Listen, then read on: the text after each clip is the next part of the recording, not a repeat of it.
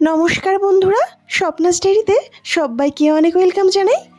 আজ তোমাদের ভীষণই ইউনিক এবং স্বাস্থ্যকর এক রেসিপি শেয়ার করব, যেটা খেতেও যেমন সুস্বাদু আর এই গরমের জন্যে ভীষণই স্বাস্থ্যের পক্ষে ভালো এইরকম হালকা তরকারি। তো বন্ধুরা, আশা করছি তোমাদের অবশ্যই ভালো লাগবে। প্রথম থেকে শেষ পর্যন্ত পুরো ভিডিওটি দেখতে থাকো।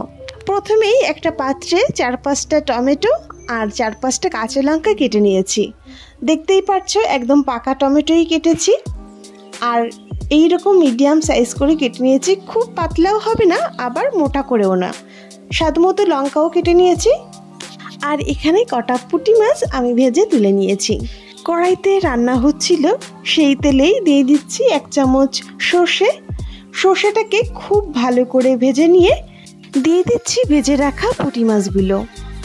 এই রেসিপিটি কিন্তু আমার শাশুড়ি মায়ের, আমি আগে কখনো খাইনি, আর প্রথমবারই আমি খেলাম, এত ভালো লেগেছে সে আর কি বলি। পুঁটি মাছটাকে তেলের উপর একটু ভেজে নিয়ে কেটে রাখা টমেটো আর কাঁচা লঙ্কাটাও দিয়ে দিলাম।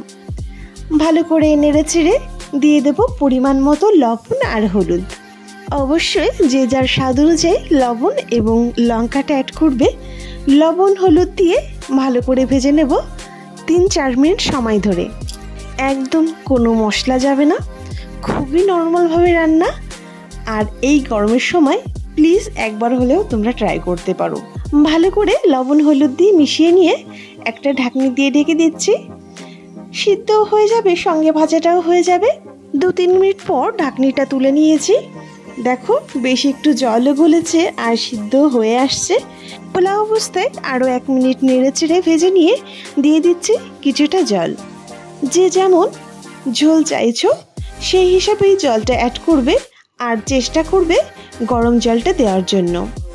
এখানে যেই রকম ঝোল রাখবো সেই হিসাবেই আমি মিডিয়াম ঝোল অ্যাড করেছি। নেড়ে চেড়ে ফ্লেমটাকে বাড়িয়ে দিয়েছি। আর টমেটোটা কিন্তু তখনও পুরোপুরি গলেনি। যখন এইরকম ফোটা শুরু করেছে, আবারও আমি একটা ঢাকনি দিয়ে ঢেকে নিয়েছি এবং 4-5 মিনিট পর ঢাকনি তুলে নিয়েছি। এই অবস্থায় কিন্তু প্রায় সিদ্ধ হয়ে আসছে। নেড়ে চেড়ে আরও কিছু সময় জাল করে নেব, যাতে টমেটোটা পুরোপুরি গলে যায় আর ঝোলটা আরও একটু কমে।